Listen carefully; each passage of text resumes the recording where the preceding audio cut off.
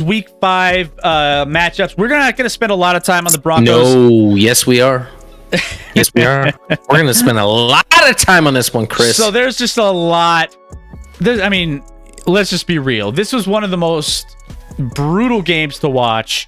No skips as Broncos. This is one of the most brutal games to watch from both standpoints because the Colts are disappointing. The Broncos are disappointing. Both teams have awful quarterbacks. Both teams have awful offenses. I mean, there's not much to love about either of these. I mean, we talk about Russell Wilson looking bad. I was as a Broncos fan, knowing how bad Russell Wilson has been playing, I was looking at the other side like, man, Matt Ryan looks bad. Like when that's the case in a game where there's 0 touchdown scores. You can skip if you skip my game. You can skip. No, we're not skipping. We're not skipping your Steelers. We're not skipping the Steelers. The Steelers skipped the game today, but we will not. 12-9 final score. Broncos Colts combined for 7 field goals made. That ties the record for most combined field goals made in a game which only the scoring was by way of field goals in NFL history. The last 3 12-9 finishers all went to overtime. Also, some just blasphemy stats here. Some just absolutely terrible stats. The Colts became the second team in Super Bowl era to win a game, which they scored 0 touchdowns through multiple interceptions and sacked at least 6 times. They joined the 73 Browns, who beat the Giants in Week 13, 12-10. So there's that. I'm not done. Let's keep going. First game in NFL history featured 2 opposing quarterbacks, each passing for 250 plus yards while neither team scored a touchdown. There have been 7 games that featured 0 total touchdowns with opposing quarterbacks throwing for at least 200 plus yards. The last 2 featured Russell Wilson. So there you go, Scotty. There's a little tidbit for you. I'm not done. Last night, or the other night, Russell Wilson went 0 for 6 on pass attempts in the red zone, including an interception. He is now 2 for 18 on pass attempts in the red zone this season. That's 11% completion rate. It's the worst in the NFL for a minimum of 10 attempts. So let's just say it's just not. I mean, I could just keep throwing stats at you, but that just absolutely just tells you how bad this game really was. Now, as a Broncos fan, I'm like, it's only a game. Why you have to be mad? I'm not mad. It's what your parents say to you. I'm not mad. I'm disappointed, Scotty. We got sold a lemon. We went to the dealership. We thought we spent a lot of money on a car. I told you. And the Broncos were sold a lemon. We have a good team. We just don't have a quarterback for our team. We don't. And the crazy part about this game is, Scotty, when Russell Wilson went into concussion protocol, I literally was like, in my head, I wonder what Brett Rippon can do. Like the fact that crossed my mind, knowing I'm paying a guy what I'm paying him and what we gave up to bring him here, I'm a little. It's bad. It's not a fun place to be if you're a Broncos fan, and I'm owning that. Do I hope it gets better? Sure, but that again, our ceiling isn't very high this year, and there's not a lot to look forward to given how much we're paying for a guy like Russ. It's bad. Boss Hog, watch AEW. Maybe that's more entertaining than this Colts Broncos game. But I look at the other side of the Colts had high expectations. People had them coming out of the AFC. Matt Ryan being the savior of the Colts. That he looked almost arguably worse than Russ at sometimes. Like he looked bad as well. So I mean, both these teams are going in the opposite direction from what they thought they were going to have with their starting quarterbacks, and it's bad. It is, and that's all I'm really going to say about it. The coaching staff of the Broncos is terrible as well. Outside of the defensive coordinator, who's played. There's some TikTok personalities that really do understand the game, and they were like, "Man, the schemes that young kid puts together on defense are absolutely insanely good. Very, very, very, very creative." So there's some optimism when it comes to the defensive side, but we're wasting the rest of our the talent on this team. Broncos end up losing this one. Colts somehow come away with the win as well. Neither team should have won based off of watching that game. And that was Thursday Night Football. On to the next, Scotty. No, we're not moving on yet, Chris. I'd like to talk about it a little bit. Go ahead. Chris, I wish we had footage, and maybe we do. Can we go back a year can we go back a year? Because I promise, and you know this, Chris, there was a moment where there was rumors out there and everything was like, oh, the Broncos are a quarterback away. Oh, they might trade for Rodgers. They might trade for Wilson. And I was like, I'm concerned about Rodgers. But if they want to trade for Wilson, I'm like, go at it. Have fun. Have your heyday. That dude sucks. Did I not say that? You did. Before they traded for him, you were more concerned about Rodgers. As a Chiefs fan, I had zero concern about Russell Wilson. Zero. I thought that dude was overrated, overhyped, whatever. Man, it's actually worse than I thought, Chris. It's worse. It's worse than we all thought. It's worse than we all thought. And I don't know, Chris, if you saw Kyle Brandt, NFL Network. I saw it. Morning football. Oh, yeah. His rant the following day. And he went off a little bit on Russell, on the Broncos, not necessarily the Broncos, mostly on Russell. And like, hey, here's a dude who's too cool for school. A lot of people were like, oh, he went too far. He was like, he took it off the field. He made it personal because he didn't get an interview and he brought his wife into it. You should never bring someone's wife into it. And I'm like, what? Chris, where was this energy when everyone wanted to talk shit on Mahomes' wife? Where was that energy, Chris?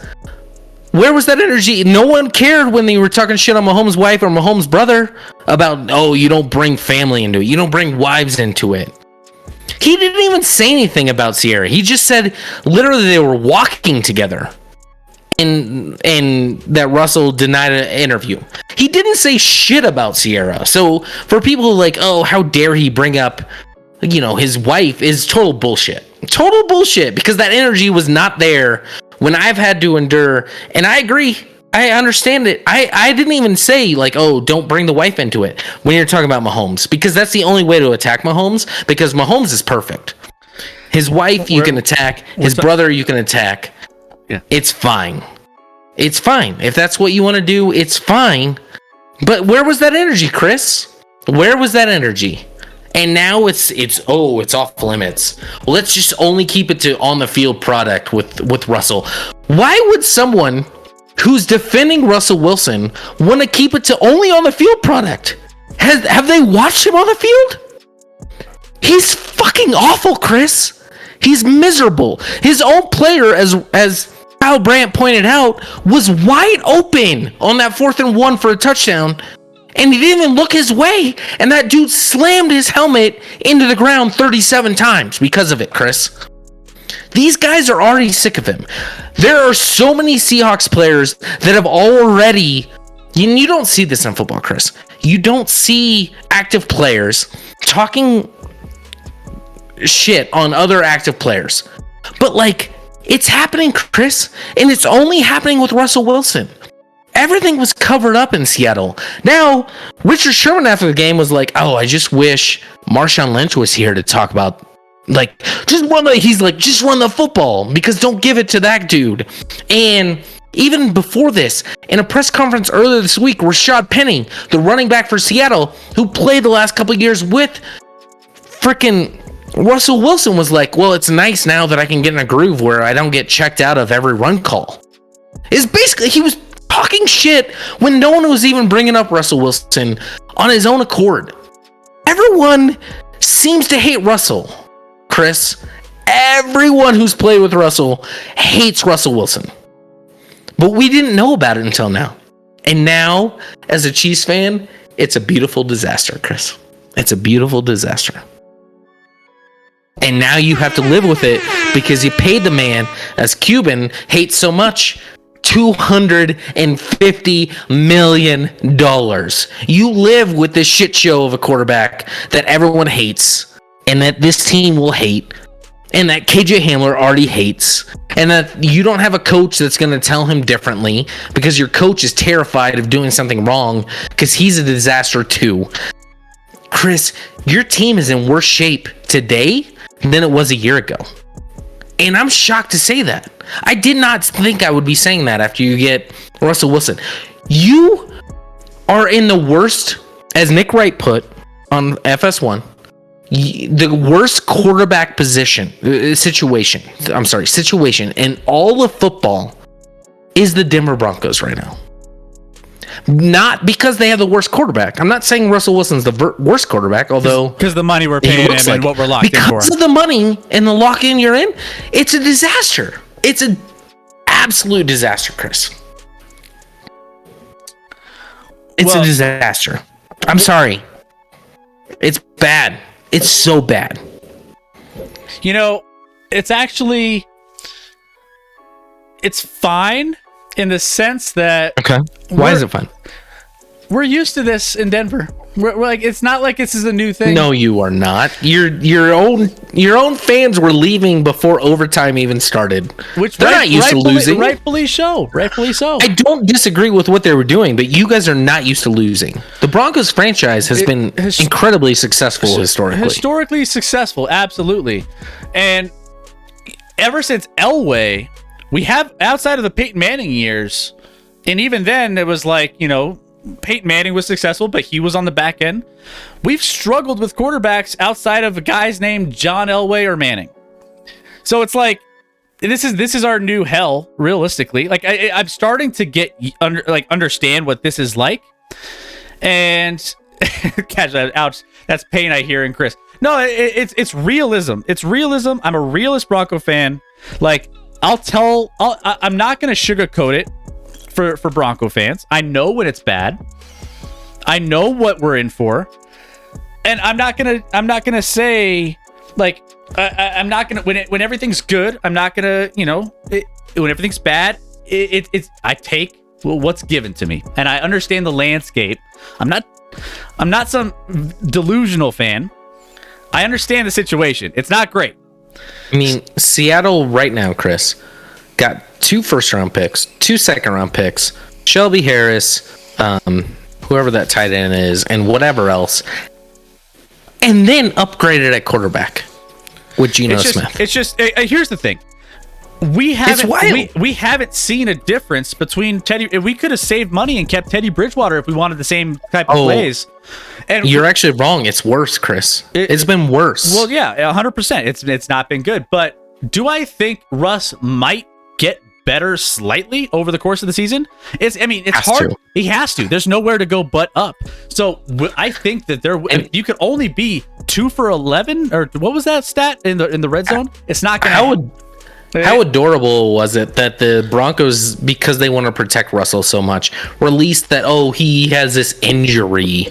If he has an injury, then did you watch that game? It was not about his arm looked fine, Chris. His brain sucks. By the way, if it was an injury, was it a malfunction to the brain? If he was injured, let's just say he shouldn't be playing in the damn game.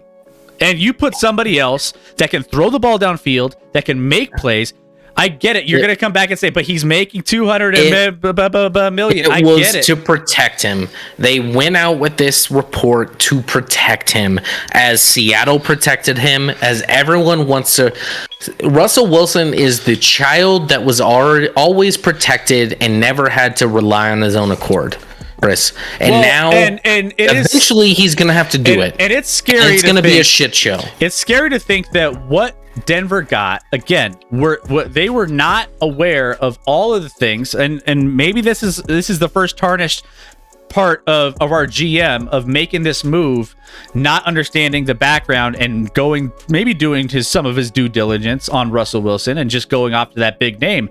So, we've been high on our GM, and rightfully so. He's been a great GM. He's made some great moves.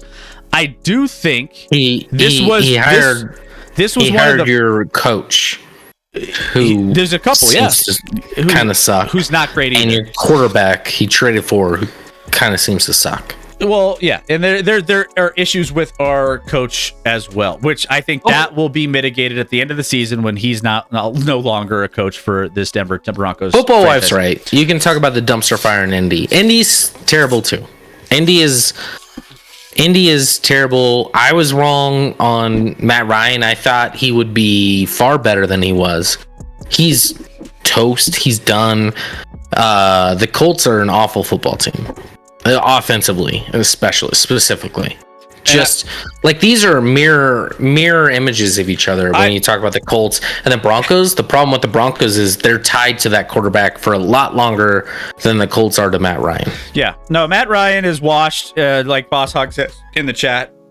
And I've always been talking about how I've never been a big fan of Matt Ryan, and yeah, nothing changes for me. This is always how I felt. So this is just another day for me on Matt Ryan. Let's move on. Now let's move on. You're right. Rex right for once. Giants and Packers. So I know Milwaukee's Best did not want to cover this one, but we will be covering this one. And this is shocker, right? The Giants come in to go overseas and take care of business against the Green Bay Packers and Milwaukee's next game. No. If we have to talk about my Broncos and the Colts, and we have to talk about Steelers for reckoning, we got to talk about your Packers. Scotty, we both saw this one. This was early morning for us, and I was a little bit shocked. This came down to a last-minute play, and like the Packers, weren't able to get anything running from, it came down to potential Hail Marys, and then there was just not. Oh, they were down. They got two deflected passes right at the goal line to late. Finish out the game, correct? But this one, I thought, the Packers started out, they got off 2 possessions, 10-0. They seemed like they were in control in this game. I don't know which way to go here, Chris. A lot of people want to say, "Oh, does this make the Giants legit?" I don't think so. I still don't think so either. I actually question more the Packers moving forward. Are the Packers actually good? Are they going to be good this year, Chris? Is this the end of the Rodgers-Packers realm as far as dominating their division, being at the top of the conference? This is not, more so than anything, I'm more surprised with the defense. The defense cannot stop the run, Chris. This defense can't tackle, can't stop the run. I thought we ranked the Packers defense as the number one defense in the NFL, and they have not approached that whatsoever so far. In this season so far. Yeah, Milwaukee, they're 3-2. They haven't exactly played. They won against the Bucks in a game where the Bucks were missing every wide receiver known to man. They were without Godwin, Julio, Evans. Literally, they won 14-12 when everyone that Brady would throw to was out. I don't know if I'm impressed by that. Giants 4-1. They're winning games, Chris. I'm not ready to believe fully in the Giants. I actually think they're the Broncos, Chris. They're a quarterback away. But instead of getting Russell Wilson, they should get a good quarterback. It's true. Instead. Yeah. I think that this one was, a crazy one to wake up to. By the way, Saquon, he's still doing what he's doing. Finishes 70 yards. And 36 yards receiving, marking his 3rd straight game with over 100 scrimmage yards. Hits his longest streak since 2019, so he's back on track. And he was hurt for a little bit. And he hurt his shoulder. The Packers lose. The Giants improved to 4-1 of the season, their best record through 5 games since 2009 when they started 5-0. So G girl, your boys, they're doing some good things. I still think that there's I'm not jumping on that bandwagon by any means to say that they're the NFC, cream of the crop, but they're making some strides to get there. I mean, keep winning. They keep winning, and it doesn't matter what we think. It doesn't matter, right? If they keep winning, and it's all right. There's something. They're doing something right. Obviously, running the ball and controlling the possession of the game and everything else, it's helping. So maybe there's something to that. I love it. So congrats to the Giants. Got a big win over the Packers. And there you go. Packers just... How mad is Rodgers coming back home after that? Oh, there was already a heated... there's a report that there was a heated exchange or a heated conversation in the locker room where he was pissed off at and had a speech, a fiery speech to his team in the locker room. Rodgers thinks he's smarter than everyone else, not only on the team, but on the coaching staff. So when they lose, it's not Rodgers' fault. It's everyone else's fault. He's not everyone else's fault. Yeah. Fun flight home, says Cuban. Yeah. I mean, yeah. Whoops. Just don't sit next to him on the flight. Go to the other row where you're playing. Yeah, I don't know. You guys are probably playing some poker, having some fun, gambling. I know that happens on team flights, so get on that flight. Rodgers comes up, he's like, "Can I play?" And they're like, no, we're good, man. We're full. we have enough guys." F Aaron Rodgers. He let's just say he's gonna have no one is sitting next to him and happy about it on the way home. And the coaches, the third string running back that didn't even get in the game is like, don't put me there. Don't do this to me. Yeah. And he's also got to whoever's got to sit behind that haircut too. I don't know what's going on with that thing, but he shaved it down a little bit. Did he? Because I saw under the helmet, it looked bad still. It looked really rough. Next up, Falcons and Bucks. The Bucks end up winning this one 21-15. Now, this one wasn't exactly like I was watching this one on Red Zone. By the way, Red Zone is incredible. I finally got it all locked in. We're good to go. This game wasn't thrilling for me by any means. Like, I mean, I had a feeling the Bucks would be in a good place for this one, and I thought that this is exactly where I mean, the Bucks would win, and Tom Brady would get another, game up in the division. But right now, he has a career record of 17-9 when attempting 50-plus passes in a game. 50-plus passes in this game. All other players in NFL history have a career winning percentage of 206. So that's 124, 491, and 10 when attempting 50 passes. No one has more than 5 such wins. Dan Marino and Warren Moon are in that company. But so 17-9 when completing attempting 50 plus passes in a game. Crazy. Scotty, this one. Chris, this one, I'm going to be honest. I'm in a survivor pool where there were like 130 people at the start. We're down to, going into this week, we were down to 13. I took Tampa this week. And my buddy texted me, and I was watching on Red Zone a lot of the morning games, and then I went over to my buddies, hung out for a little bit prior to the afternoon Cowboy game that we watched together. And I had another buddy text me, that was the worst call I've ever seen. And I was like, I don't even know what he's referencing. Didn't take me long to just jump on Twitter, Chris.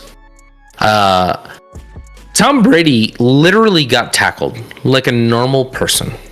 And with the ball in his hands, it wasn't a late hit, it wasn't an egregious hit, they didn't throw him down, they didn't put their body on top of him, they called roughing the passer on it. I'm like, that's probably only the 10th worst roughing the passer call on Brady in his career, but it's so bad. And I needed the Bucs to win, and it was so awful, Chris. The Bucs were up 21-0 in this game. They had no business not dominating this game. They were, and they let the Falcons back in. And when it was 21-15, Grady Jarrett got in on Brady, sacked him, a normal play, normal sack. Would have been turnover punting time. Instead, game over. Falcons lose because of that penalty. And it sucks. And it's a call that Brady's got a lot in his career. A bit. Yep. A lot. And Chris, I don't know if you've seen it, but check it out, dude. It was so epically awful. It wasn't. It was literally nothing.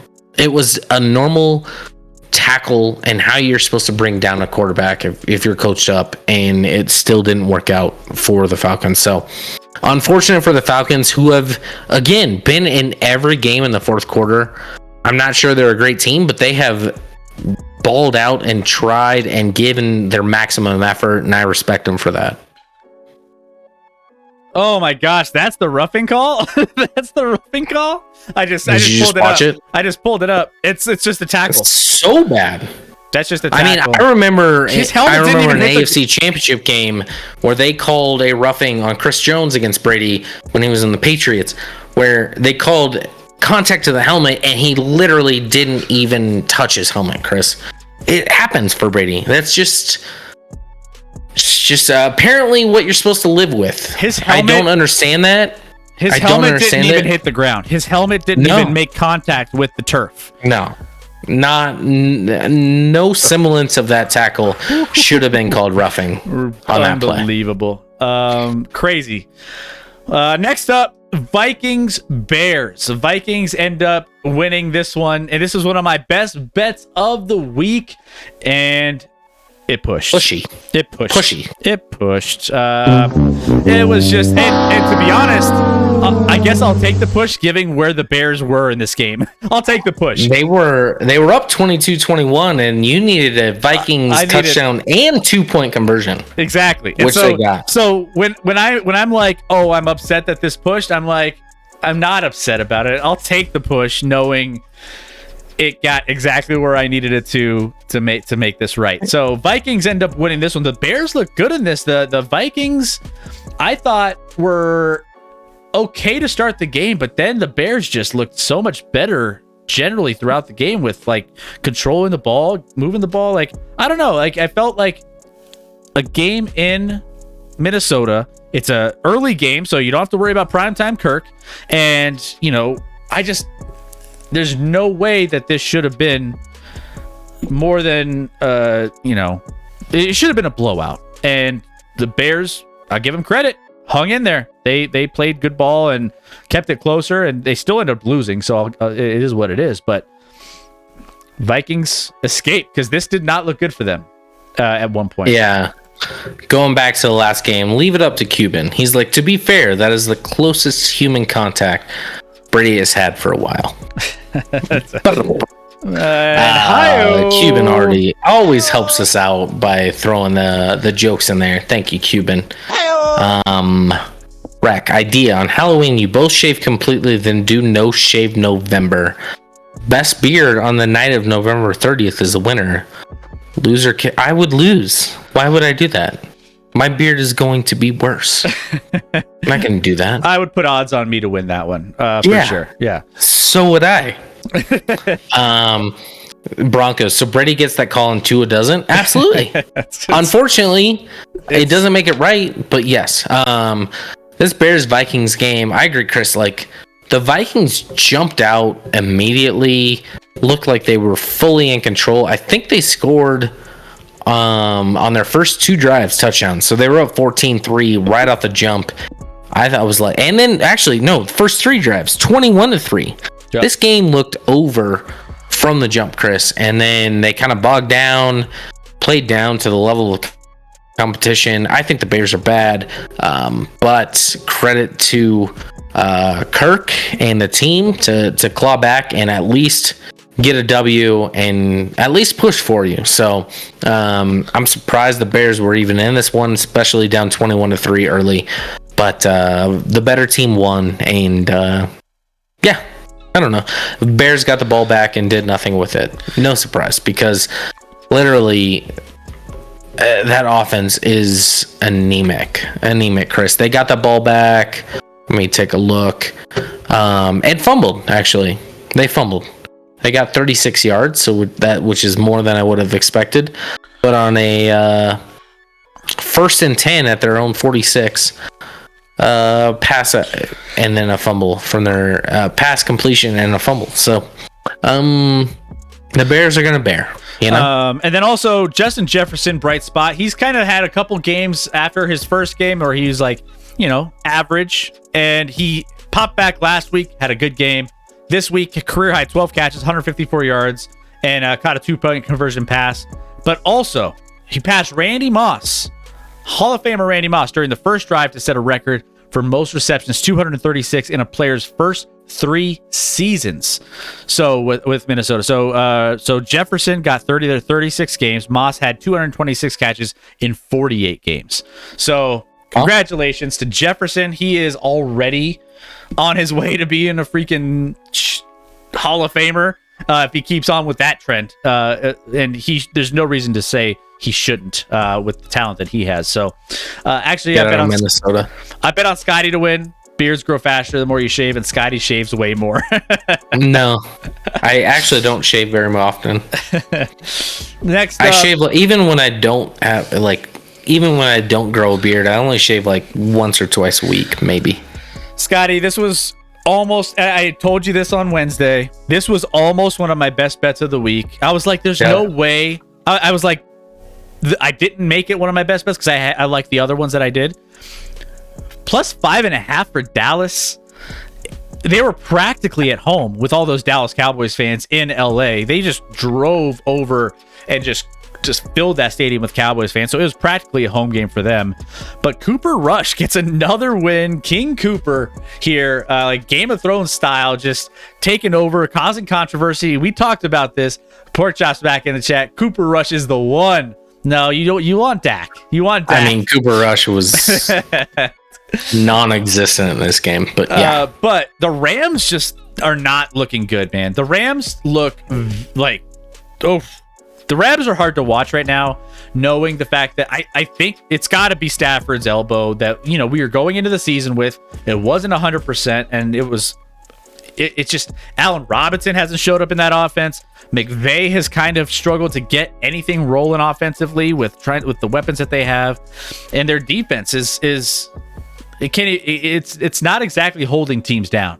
So the Rams coming in here at home against the Cowboys, I love the 5.5 for the Dallas Cowboys, and I was like, man, I just want to throw some money at that. And sure enough, I did, and I got some cash in on that one. But, woo, Scotty, Cowboys are rolling. That division is looking a lot different than what we would have expected with the Cowboys.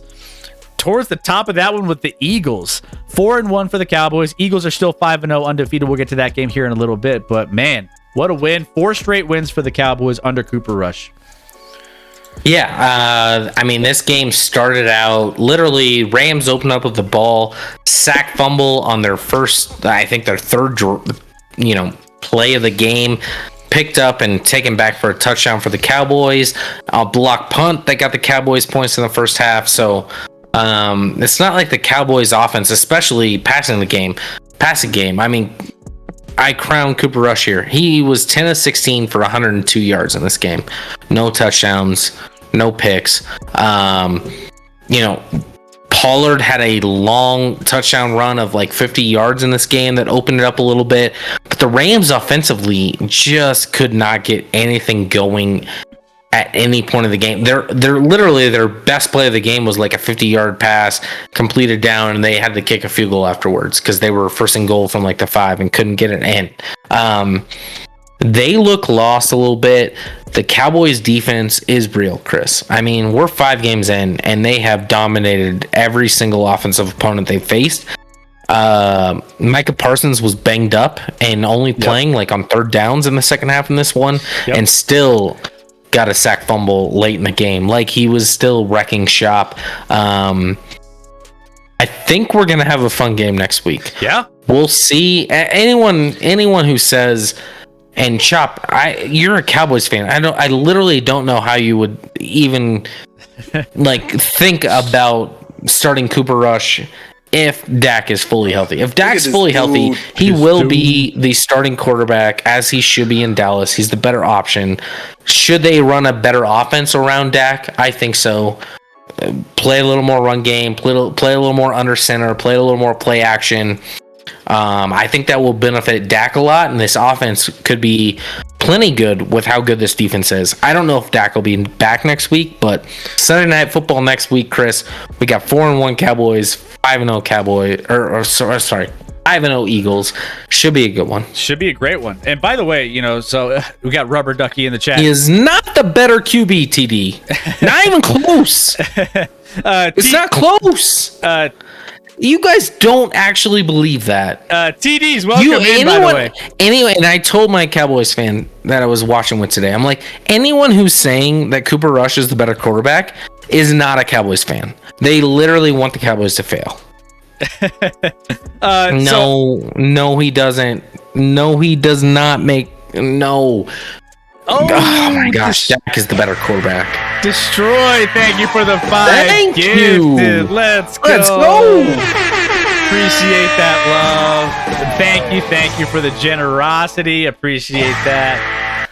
You are incredible. Thank you, Destroyer. You so generous. Thank you for gifting out to Hold, to Yee, Hunter, NGB, and Prodigy. Thank you so much. Enjoy those gifted subs. By the way, TDs is new to the chat. So thoughts on the Jets game? We'll get to the Jets game. Absolutely. Also, so we haven't hit that one yet. Don't go anywhere. We're going to talk a lot about that one. Who's your team and where you're from? Well, I'd like to get to know you a little bit better. The Jets, maybe? Well, he's also... yeah, maybe. Also, I think Chop said it too. And this is a good point. He said, whatever Magic Rush gives behind center, let's not rush Dak back. Here's the thing. I agree with that. I 100% agree with the fact that he's playing well enough to let Dak get good. Like, let him rest up. I mean, you're at the top. I agree with not rushing him back. Yes. Just take even your if time. you lose next week. What? I know it's a big game, but even if you lose next week, don't rush Dak back. But I mean, even Chop is like, I didn't say he's the better QB, he just makes him a better squad, which means they just call better plays and they run a better offense. So bring Dak in and run that offense with Dak, and you'll be fine. You'll be even better, because I promise you Dak is better than Cooper Rush. It's not close. But I agree, don't rush Dak back. If he's not healthy, don't rush him back. Don't make him look bad.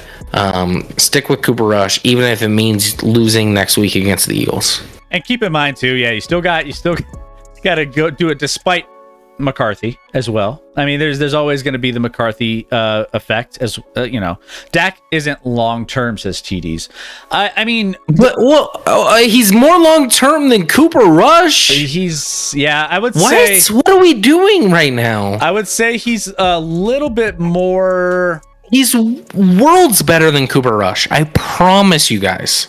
Yeah, I promise you. The issue with Dak is he hasn't been able to get it done when it matters. But like that takes, I mean, experience, and eventually, TD, have you said who your team is? Are you a Cowboys fan, TD? I wish that weren't Eddie. I don't see Cowboys fans legitimately being like, I want to just roll with Cooper Rush moving forward. They won on the road when he threw for 100 yards today, Chris. He threw for 100 yards. 100. Like 100? That's it. Russell Wilson threw for like 340 on Thursday. And he looked like dog shit. And this dude threw for 100. Yeah, I mean, what are we doing? There's a little bit Don't protect Cooper. Just allow Dak to have the same kind of system. Don't put Dak in shotgun all the time. Allow the run game to work, because the run game is working. Whether you hate it or not with Dallas, with the two-headed monster, with Pollard and Zeke, it's working. The offensive line's pretty solid, even though it's banged up. And you have a receiving core that, you got Gallup back now 2 weeks. Like, I know Dalton Schultz was like in and out of the lineup today, banged up at tight end, but just bring back Dak and run the same offense you've been running with Cooper, and you'll see greatness. I promise you. If Bronco fans can act like that with Tebow, let's have Cooper Rush, says Chop. Chairman, those were 100 quality yards, though, carrying them to the wins. Milwaukee says the same thing. Throw for 100 and they won. Dak sucks. Zach Wilson better than Dak is like getting just fired on, man. Rubber Duck in the chat. Rubber Duck in the chat. Here? Let's go. Vikings number 5.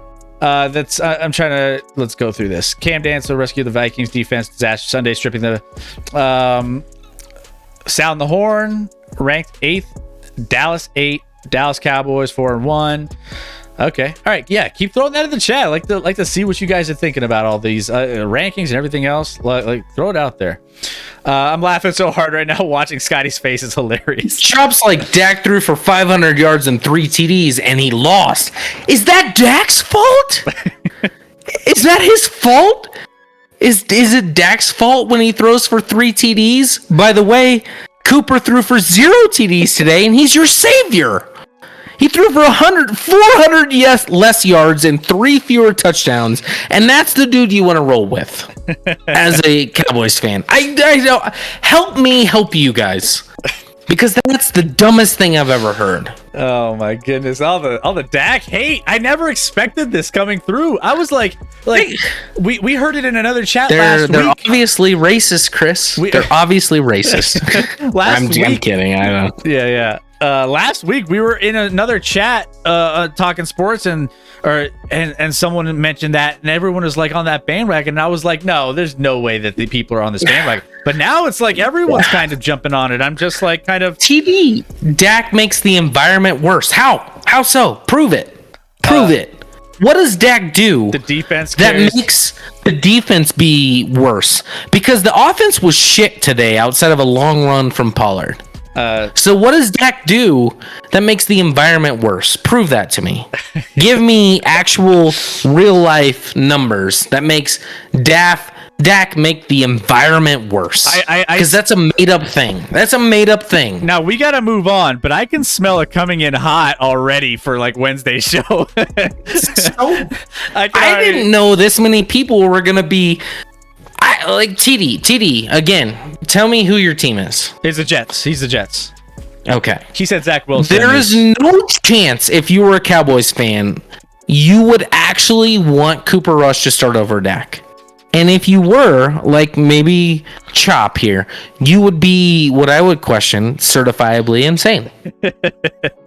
There's no chance. I'm not saying Dak's going to lead them to anything great. And I'm not saying Dak's even elite.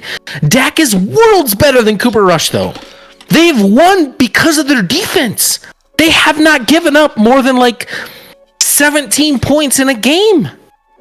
That wins games. Not Cooper fucking Rush. What are we doing here, Chris? This makes me so mad that people don't see it. And everyone that wants Dak to sit is not a Cowboys fan. They hate the Cowboys. And they're like, oh yeah, they're doing great. They want to see them fail, so they're like, keep Cooper Rush in, which is bullshit, because Dak is better. Dak is better. I love it. I love the fire, man. I love it.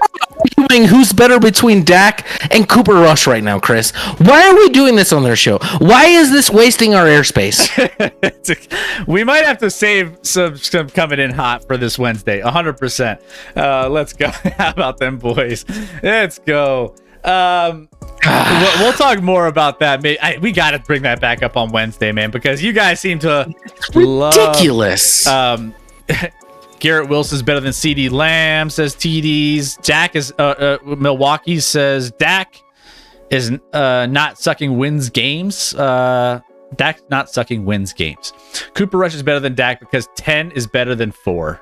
It says Reckoning. Let's see. Yeah. TD is like Garrett Wilson is better than CD Lamb. Okay, that's irrelevant of the conversation, but fine. You know what's crazy is we're kind of rooting for the Cowboys in a way, and we were like rooting for them to have the best quarterback, and we're like, we want them to be good. And these people that actually want Cooper Rush don't want the Cowboys to be good. They actually hate the Cowboys, including, and then your friend Chop just doesn't know what's good for him. He's just lost. He's a lost soul. Oh, man. All right. I can't wait to dive into that Wednesday. But let's get to Lions Patriots. We won't spend a lot of time here. Sorry. Your buddy Chop just said Scotty is scared of Rush versus the Chiefs in the Super Bowl. I lost my damn mind. I literally choked up there. He just likes poking the bear, you know? Scotty also has no clue when he's baited in rage. I do know, but I fall for it still. I know what's happening. I know. I'm calling out what's happening, but I still fall for it. It's a trap.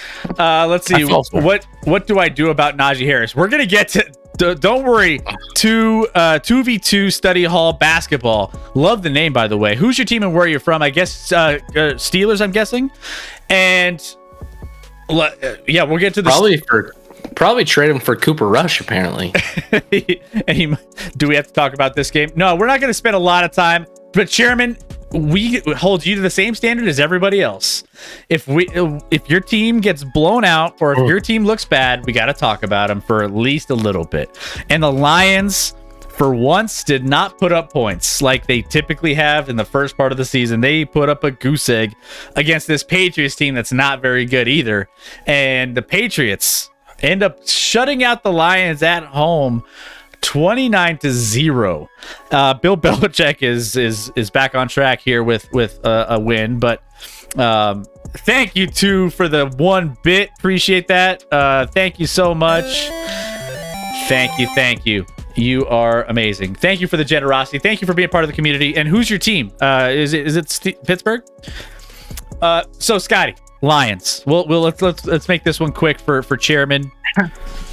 When has a team led the league in scoring through 4 weeks and then got shut out by a shitty defense in week 5?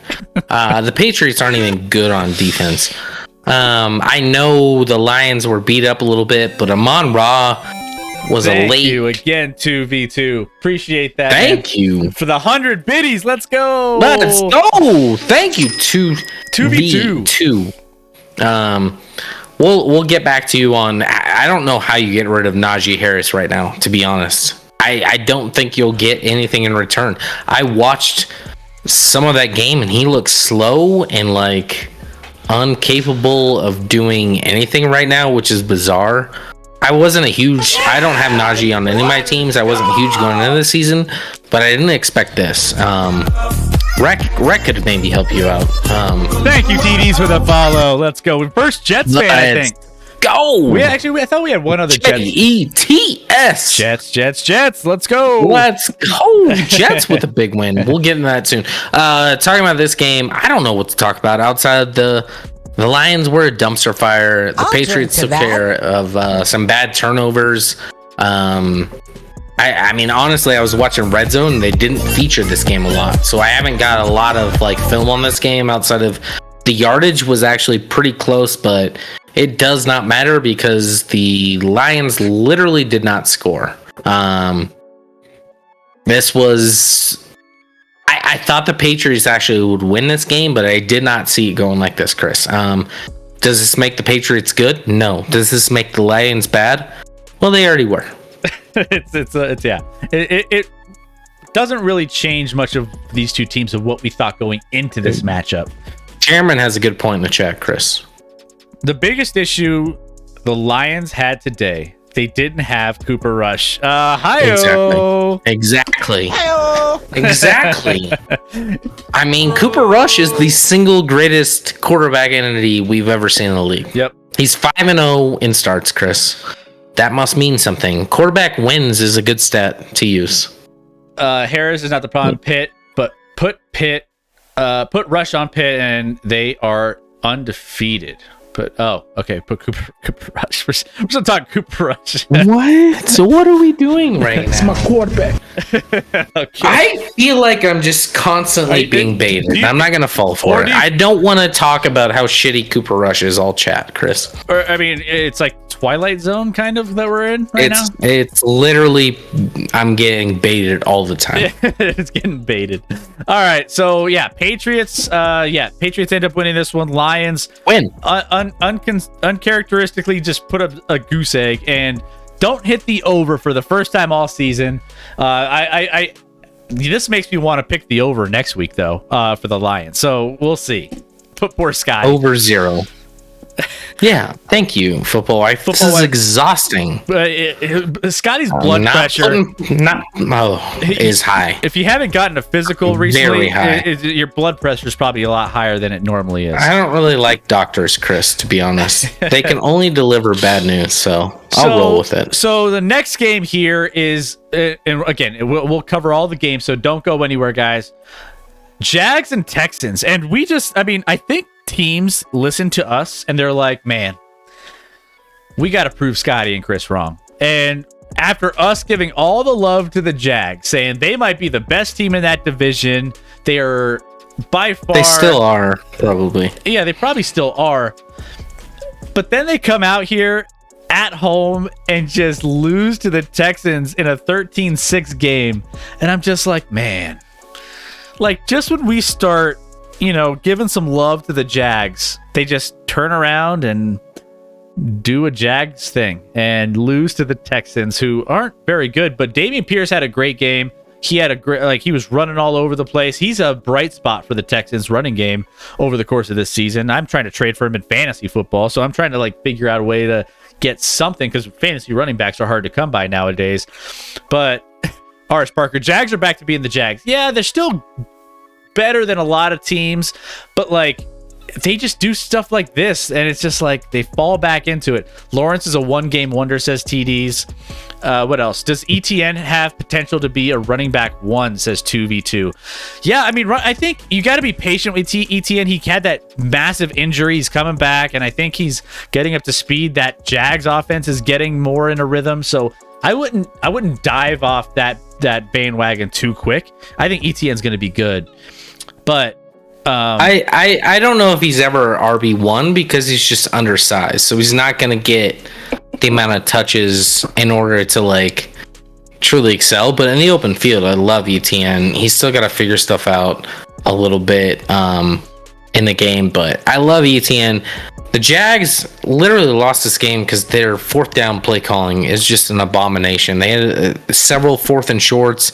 They failed on every single one of them, Chris, that turned over on downs in a game they probably should have won. But the Texans, I have in my wins pool. I'll take it. Finally, my Texans win for me. They've been in every single game in the fourth quarter. Get a W here. I think the Texans aren't as bad as people think. The Jaguars laid an egg here, though. There's no excuse. At home, scoring 6 points against the Texans, you only have yourselves to blame. I'm sure people in the chat are just saying, "Oh, if Cooper Rush was their quarterback, they would have put up 100." Now you're baiting yourself. Now it's I didn't even look at the chat, Chris, but I assume that's what people are saying. Now you're baiting yourself. Yeah. I mean, it was just a kind of a head scratcher game. The Jags are 2-3. Houston Texans get their first win of the season, 1-3 and 1. So yeah, this one, Chris, I did not see the chat. Chairman literally put out there, the Jags had horrible fourth down play calling and also no Cooper Rush. I promise you I did not see that before at all. Let's see. Not one bit. Chairman, you and I just on the same wavelength all the time. James Robinson is a really good running back one. ETN was and isn't going to be running back one, says TDs. JK Chris, it comes down to tomorrow, down to you down by 10. Clyde Edwards-Helaire to shine and Walker to suck. Okay. Well, good news for you. CH is gonna shine, my friend. He might. So yeah, this is divisional matchup here. Texans remind me that not to the extent of the firepower that they have, because they don't have a lot of firepower, but they're in close games. I mean, we talked a lot about that with the Lions last year. They're in close games, so I feel like they're going to be a team that you can't just chalk up as a gimme necessarily. They'll play hard and they'll play. I mean, next week, the Jags have the Colts, so they should get on track there. And then the Texans. The Texans will take on the Raiders, which that'll be a little bit more of a challenge in Las Vegas. So we'll keep an eye on that one. But yeah, just a strange game here for the Jags. Yeah. Catching up in the chat, TDs, James Robinson is really good running back one. ETN was and isn't going to be running back one. Think they're good in different situations. I don't think James Robinson is a breakout elite back, he's gonna break it in the second level, but he's consistent and fine. I actually like the upside of ETN a little more, especially in a PPR. What did Rex say? He said, "Oh, you're on the same wavelength as Chairman, so you must agree Cooper Rush is elite." I promise you, Chairman would not label him elite. 2v2 study hall. Do y'all have Josh Jacobs playing good versus the Chiefs? So Answer that. I'll be right back. The Chiefs. Oh, another code yellow here for Chris. Spam in the chat, code yellow, as Chris takes another quick break for a code yellow. I will answer that. 2v2. Normally, as a Chiefs fan, I would say any running back historically in the last 5 years has been a great play. Coming into this week, the Chiefs are the number one run defense in the NFL, which shocks me too. And they don't have one of their best run defenders because one of their linebackers got suspended. But no, I don't actually think Josh Jacobs is a good play tomorrow, because I think the Chiefs will be able to move the ball on the Raiders defense, and I think the Raiders are going to rely a lot on the pass game and not so much on the run game. And when they do run, I think the Chiefs have the defense to shut them down with what is bizarrely the number one rush defense in the NFL. Last week, Leonard Fournette ran for negative yards in that game. So they're pretty good, ironically, on the run side of things, which they haven't been historically. So we'll see. Chris is going to get back for this one. Chris and I both, as bets of the week, took the Browns +3. So we won this bet. We both had this bet and we won it. We squeaked it out. But the big story here is the Browns had a chance to win this game with the field goal late. Oof. That went wide right. It was a 50, I don't know, it was like a 54-yarder, somewhere around there. Very manageable, very makeable, and the Browns went wide right on it. This game, the Browns jumped out to a 14-0 lead quickly and early on the run side of things. Nick Chubb had a huge game. They were dominating this Chargers team. You wonder about this defense that's supposed to be good and just never lives up to it. Got dominated all day today and should have probably lost the game with a late field goal, but they squeak it out. But Chris, the good news is at least we cover on our +3 and get that bet of the week. But I think the Browns were the better team in this game, ended up losing in a back and forth offensive juggernaut affair. But the Chargers made some weird decisions going forward on 4th down and didn't pick it up, and it almost cost them in this one. Nothing new. The Chargers always gamble on 4th down. That dates back as long as they've had this head coach. It doesn't shock me that puts them in good situations and very terrible situations in games, depending on how the gamble pays off. But I love this one.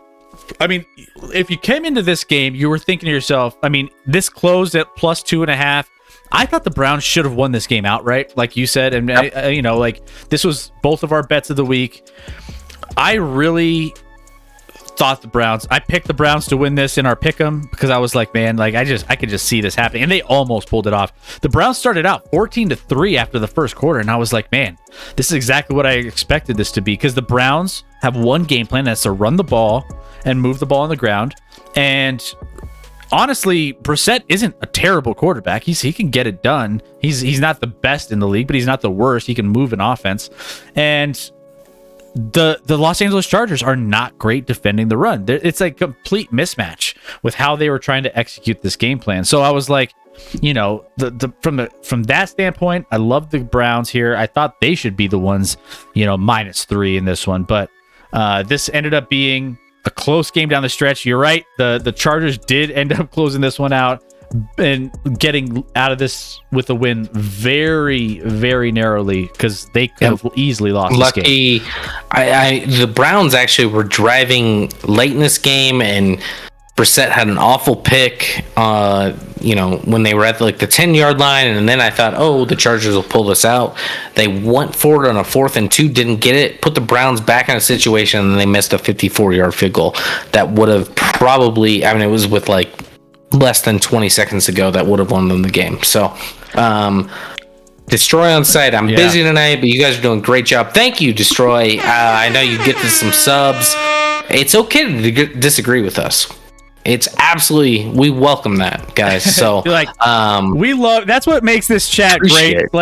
All you guys throw out regardless of which team you like, which players you like, we're going to debate it. We're going to have fun. And, it doesn't matter if you disagree or if you agree and everything else. We're all a big family and we all like respect each other's opinions, even if we're like, man, that's like, you're crazy. You're off your rocker if you think that or this or whatever. We welcome every opinion, and that's what makes this a lot of fun. So keep those, regardless if you agree or disagree, keep all the opinions coming in the chat, and we have a lot of fun with it. Like, don't take anything too seriously here, guys. We're just having fun talking sports. Like I said, it's like Thanksgiving. You can get mad and argue with your family, but you're still family at the end of the day, right? So we love all you guys. I do love you all, even if I disagree with you. Chris will agree with you, but I'll disagree. Yeah. Exactly. TDs really wants us to talk about Justin Herbert has the most QB upside in the game. What do you think about that, Chris? Does Justin Herbert have the most QB upside in the game? I think he's a young talent, but he needs to prove it to me first. He needs to prove to me that he can win the big games when it matters, and he hasn't proven that to me yet. I mean, I think he's one of the most bright young talents in the league, but he needs to do something. If you were starting a franchise and you had one quarterback to pick in the league, are you telling me you'd take right here, right now, Justin Herbert? Is that who you take? And that's okay. I don't think it's a terrible answer. I just would not agree with that answer. He'd be in my top few, but he would not be one. TD's agrees. He's literally. Yes. He says yes, which is fine, but he literally has a 500 record in his career. I would there, and when I watch Mahomes versus, as a Chiefs fan, when I watch Herbert versus Mahomes, Herbert probably has more arm talent. Mahomes is so much better at awareness in the pocket and literally making plays off script. Herbert is he's like a robot. He's like a machine. Once he counts to 3, he will then turn to his running back and he'll dump it off. If he doesn't find his first, second read, he just is kind of a robot like that. Not that he can't run, because he can, but he just doesn't. He's too robotic for me. He doesn't make crazy plays like Mahomes does. Is he a great thrower? Does he make some of the most insane throws I've ever seen? Absolutely. And Herbert's very, very good. I would not for a second take Herbert over Mahomes or Josh Allen. Not for a second. That's what it's for. It's a debate show. I enjoy that, says Destroy. Say thank you. Yeah, no, that's why we're here. That's why we're here. Absolutely. Exactly. Do y'all have Mike Williams keeping? Mike Williams will always have value as long as he's healthy. I think that he'll have. I mean, it's better now. Keep playing him when Keenan Allen's hurt. Yeah. I've had him on my team before where he has his phenomenal weeks and then he throws up in fantasy nothing burgers, and it's frustrating to play Mike Williams at times. But as long as Keenan Allen's out, he's going to be featured. Let's see. Brady was the worst call I've ever seen. I respect him as a player, but I think it's all great. But the history and the controversial calls. Yeah, 100%. He's got a lot of favorable calls, and that one was ridiculous. NFL tries to protect him. That's for sure. Chargers need a speedy wide receiver. They need guys to stay healthy is what they need. And I talked a lot about that before the season started, about their depth at wide receiver, because they're injury prone. This happens to them every single year.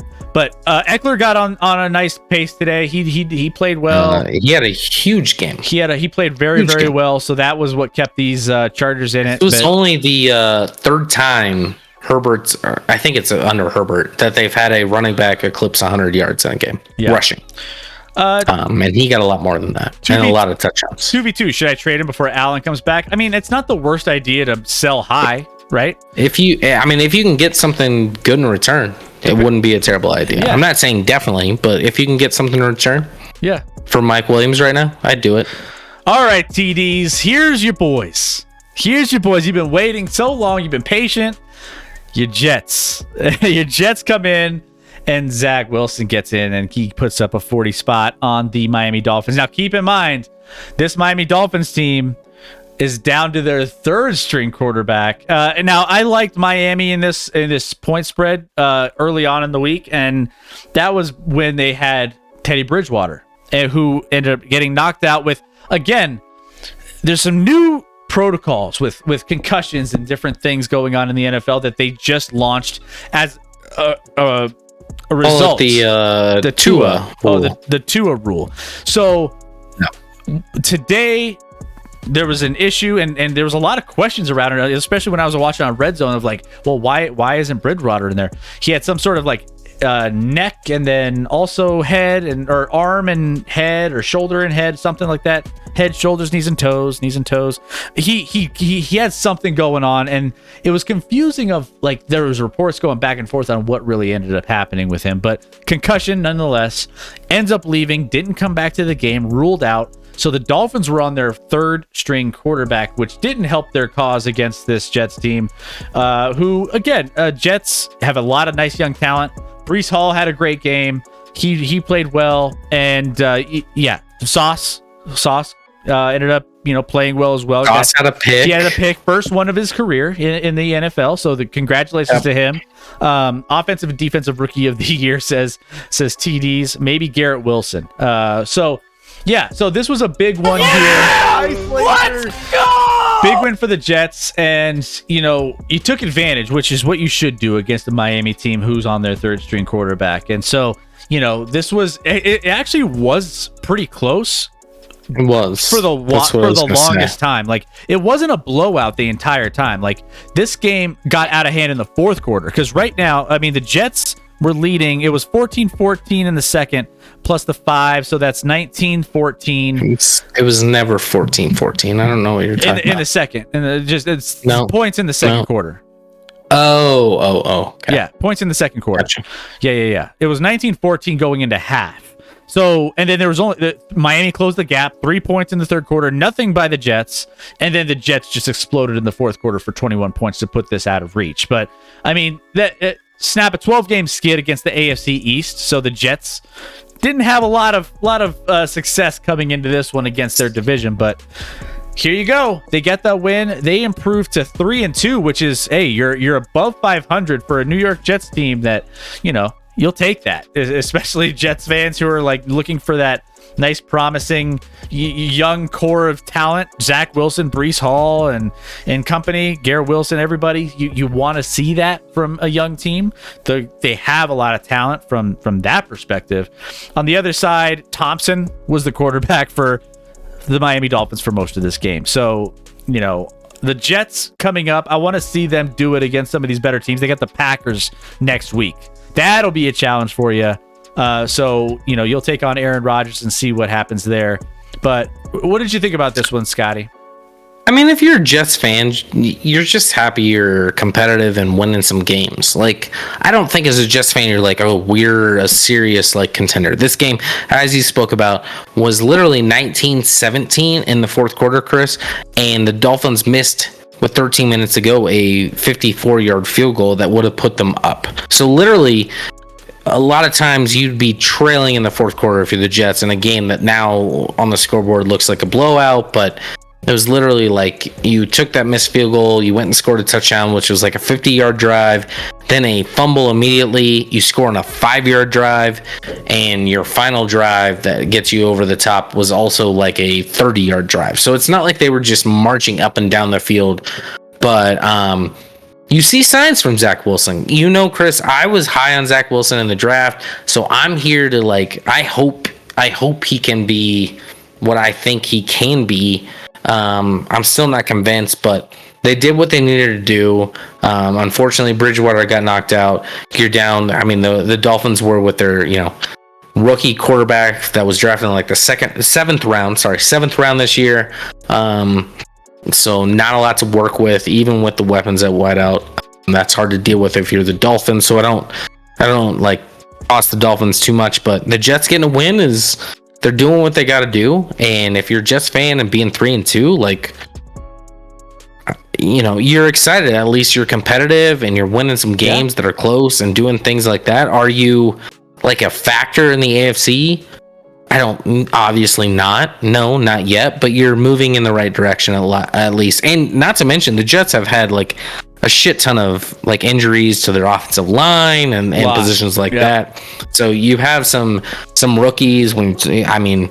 It was mentioned here, Garrett Wilson, Breece Hall, Sauce Gardner. Like, you have some rookies that are making plays and look exciting in the future. So as long as if Milfson, as I like to call him, can be the real deal, then you got like a legitimate team in New York eventually. Breece Hall ran for 97 yards, added an even 100 through the air to set a Jets rookie record with 197 scrimmage yards. So, yeah, he's a very dynamic player. He can do a lot. So if you keep him in the mix, you got some good defensive pieces, offensive pieces. Garrett Wilson can spread the ball around. I think that they'll be moving in the right direction, that's for sure.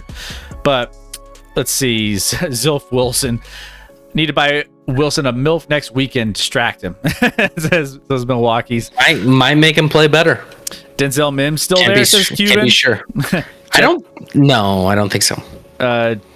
Let's see what else. How many times do you see the Jets beating the Patriots? The Patriots are on the downslide for sure. I mean, I think it's more obtainable now than it ever has been. Let's just put it that way. I honestly think that's pretty close to a 50-50 proposition right now. Yeah. I mean, honestly, Miami and half the time.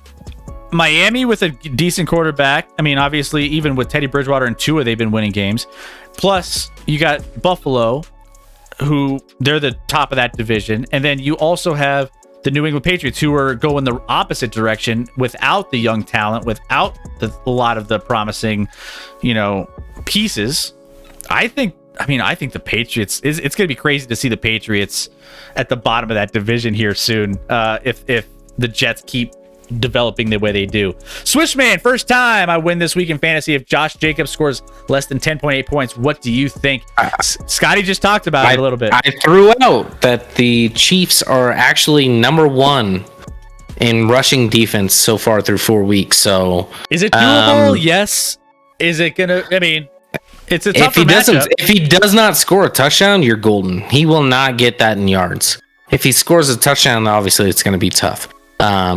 He'll get some in the passing game, but in the rushing game, I don't think there's going to be a lot there for him. He won't approach that number in the yardage game, but if he scores a touchdown, then it's a threat. But I would feel pretty good, Swish man. Honestly. Swish, who's your team and where are you from? I'd like to get to know you a little bit. Blowout, that was crazy. And yeah, G-Girl, again, the score doesn't indicate how close this game was. This game was a lot closer until it got to the fourth quarter. So this Jets game, this was only a 3-point game, and the Dolphins could have. It was a 2-point game, and the Dolphins missed a field goal with 13 minutes to go to take the lead. So it was a lot closer than the score indicates. How can you be the top rush D when you haven't stopped rush? That's right. Good point, Rec. Good point. Oh no, Steelers fan. There you go, Rec. You have some love here. Swishman is a Steelers fan as well. So reckoning our moderator's a Steelers fan. We have a couple Steelers fans in here, so you're going to be right at home. We haven't, luckily for you, Swish, got to the Steelers game, but unfortunately, we still have that ahead of you as well. So, are the Eagles a Super Bowl contender, says Tease? Let's talk about it. Yeah. So, Eagles go into Arizona and get a 3-point victory over the Cardinals. This was a close game throughout, and this was 17-17 going down the stretch. And thank you, Swishman, for hitting that follow button. Appreciate that. Thank you for Welcome the follow. to the Action Lab Rat family. Love to have you, buddy. So, Cardinals,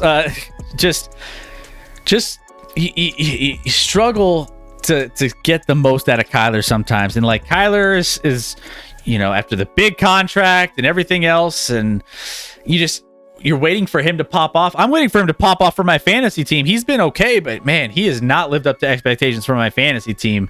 And if he's not winning games as the Cardinals, like for the regular, the actual game, he better be winning for my fantasy, and he's not doing that either. So, Eagles do look legit, and they look better and better each week. I think the Eagles are the top team in the NFC, and with Jalen Hurts, the running games, I mean, Miles Sanders is getting in the mix. They have a couple running backs there that are making things happen.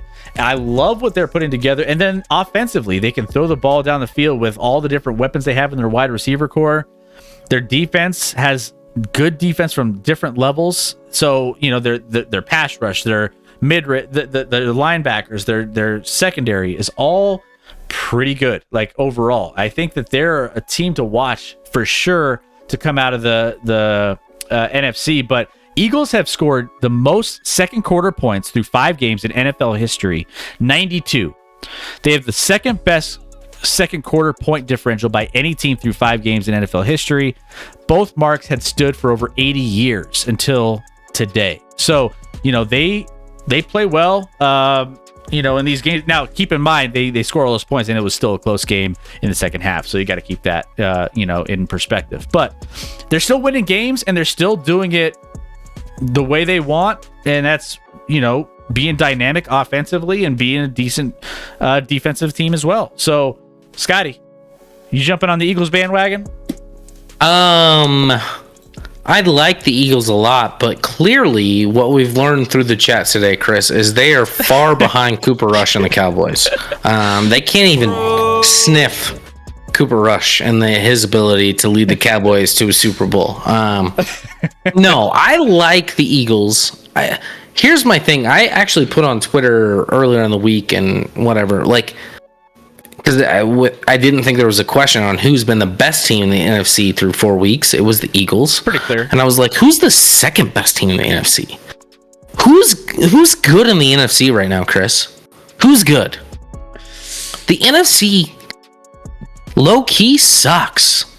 So, and do I think the Eagles are a Super Bowl contender? Absolutely. I think right now they're the best team in the NFC. I say San Francisco. Would they maybe hold up? Would they hold up in a Super Bowl against like the Bills? No, I don't think so. I think the Bills would dominate them. I just don't think the NFC has proven their worth yet. Like the NFC is pretty damn weak, Chris. I mean, I've not been impressed with the NFC. So are the Eagles a Super Bowl contender? I think they're certainly a contender to make that game. And if you get in the game, you can win. It's one game, Chris. If it was a series of 7, I'd say no chance. In one game, of course they can win. Of course they can win. And can they win the Super Bowl? Absolutely. This is a better team than the probably Eagles team that won several years ago with freaking, you know, what's his name? Napoleon Dynamite at quarterback. So can they? Yes. Are they looking good in the NFC? Yes. Have they blown their load a little early? Probably. Will they regress a little bit? Yes. Is their schedule easy moving forward where they'll be the number 1 seed in the NFC? Yes. All of those things are true. I don't, and there was a Hurts question in there. I think TD said this, Hurts long term. I don't trust Hurts. I don't, Chris. I've seen him before this year. I love their offensive line. I love their weapons. Their running game's been really solid. Hurts to me has played great this year, and he's better than I ever thought he would be, quite frankly. But like Super Bowl winning, I'm just not there with Hurts yet. I'm not. I think I'm a little bit more on Hurts than you are. I think he's showing me a little bit more week by week. And, you know, last year was the biggest thing. Like last year was like, we were trying to figure out who he was. This year coming in, we're trying to figure out who he was. And he's been playing, they put the pieces around him. And this was a no excuse year for him. For me, it was a no excuse year. You have everything you need. You have a decent defense and you have weapons all around you. What can you do? And he's doing it. So, yeah. Like that was my biggest question, and he's answering that question. So from me, he's a little bit higher on my list probably, but you still got to execute in the pressure games. And I think, you know, next week is a big pressure game with Dallas, so we'll see how he handles that one. That could be a big test for the Eagles. I think they could be. He is playing Cooper Rush. Here's a good question, actually. Cuban throws out there, concussion aside, so throw that out. Everyone fully healthy. If you had to choose between Hurts or Tua, who you taking? Hurts. I agree. I take Hurts. Hurts because he's got a little bit more dynamic from the running. Now Tua For can sure run. a better runner. Tua can run, but Hurts is more dynamic for sure. He's kind of like a Lamar-ish, not to that extent, but he's got those kind of qualities to get something. He's down. like what they thought Kyler Murray might be as a runner. Yeah, talking about this game. Yeah, I would take Hurts. Kyler Murray. Did you see the I don't even know what to call it, the suit or whatever it was that Kyler Murray wore to the game today, Chris? I did not, but I'm looking it up now. Google it. I almost instantly wanted to bet against the Cardinals just based off that. Like, was it if you guys haven't seen it, Google Kyler Murray's. It's this giant green weird jump like suit, like the parachute pants or something. I don't know what's happening, but it's terrible. It was so bad that it made me want to bet. Like, I could literally give two shits about what you're wearing.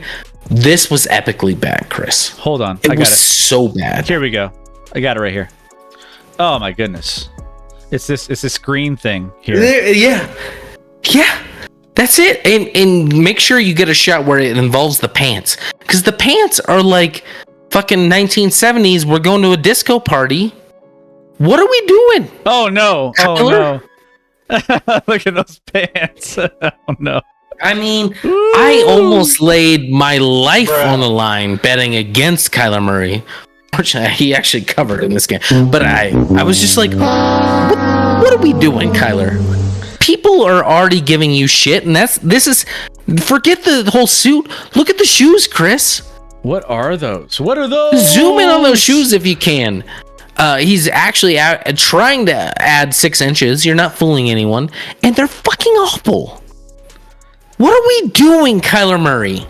Oh no! It's literally one of the worst things I've ever seen in my life, as far as an outfit. It's bad. Approaching a game, like, look at this dude. Look at this so dude. bad. But in fact, the Cardinals actually, Chris, they were down 14-0 early, and I was like, this one's over. And they climbed back in, and it was 17-17. Eagles put up 20-17, and so the Cardinals, Chris, ironically, signed. So their kicker, Matt Prater, was hurt. So they signed a kicker that was just cut from the Chiefs. The guy the Chiefs signed, who missed a bunch of field goals, fucking sucked for the Chiefs. It was an abomination. And guess what he did? They had a 50-yarder to tie it up late, and he fucking blew it. And who saw that coming? Everyone. The Chiefs didn't believe in this guy so much that they ran a fake field goal on 4th and 10, Chris. And it was like a 40-yard field goal. It was not a long field goal. That's how little they believed in this dude. So the Cardinals actually were in this game, could have won it. If Prater was there, I dare say he probably hits that. I know I give Prater shit because I've met him before and I talked about how he's like an idiot, but it doesn't matter because he makes field goals. But man, the Cardinals were in this one, and now the Eagles have a big moment. Sunday night, Cowboys live. Literally blew them out twice last year. The Cowboys not only beat them, but annihilated the Eagles. So the Eagles, this is probably personal. Yeah, it's personal. No doubt. And this is the team you have to, no disrespect to the Giants who are 4-1, but I think we all agree, like, it's going to come down to the Eagles and Cowboys. And they have to play, Chris, on Sunday night, potentially against the greatest quarterback we've ever seen in Cooper Rush. We've never seen anything like it. This dude is possibly the single greatest specimen we've ever encountered at the quarterback position, according to some people in this chat, Chris. Guru 303, which Spice Girl was Kyler? Is it Scary Spice, right? Scary Spice for Halloween. Also, is a Dr. Martens too? He's got the Doc Martens. Yeah, 100%. I mean, those were like thick Doc Martens, but yeah. Man. Game went downhill even before when he entered the stadium wearing the abomination as JK. JK obviously are loving his Cardinals, but not today. Not the way Kyler was looking. But yeah, it was crazy. Scott, do you rather between Kyler's suits or the Steelers Bumblebee uniforms? Ooh, uniforms. Oh, I'd wear the bumblebees. The uniforms. And that was even with like Roethlisberger, which he shouldn't wear stripes. Obviously, he was fat. That wasn't a good look for him. But I'd still go that over whatever the hell Kyler Murray strolled in with today. Yeah, it was rough, man. I'm not gonna lie, it was pretty rough. But asking about JJ Watt in the chat. So JJ Watt. Yeah, he had a half a sack today, I think. From he had like a scary situation, Chris. Yeah, I think that was like last week. Yeah. He had the issue where his like heart stopped and they had to like literally revive him, and he went to just AFib. Yeah, super scary. So glad he's fine. But he was like reflecting on like life. He has kids, and he had an emotional press conference. Well, he was actually mad that he had to. He basically announced that happened because he heard it was gonna get released, which kind of sucks. Yeah, it's like that sucks. That he I don't think he would have put that out there. That's a personal thing. Obviously, these guys are like out there in the media, and things are gonna get released whether they like it or not. But like that's one where it's maybe like, let's chill out. Like that's kind of a scary thing. Fortunately, he just got set back in, motion with his heart, and it seems like it's fine. But scary yeah, stuff, it kind of sucks that he's like, I gotta announce this because I hear it's gonna leak. That kind of sucks. Also, side note, scary note in the Lions game, there was a player who ended up having to getting takeout in the ambulance, which I saw that was rough. I didn't see what the deal was there because it did not look inherently bad when you watch the play. But I mean, they brought an ambulance. I don't know if you guys know in the chat if you followed up on that, dude. Chairman, he's your Lions, right? So I think it was one of the Lions. So yeah, let us know if you heard anything.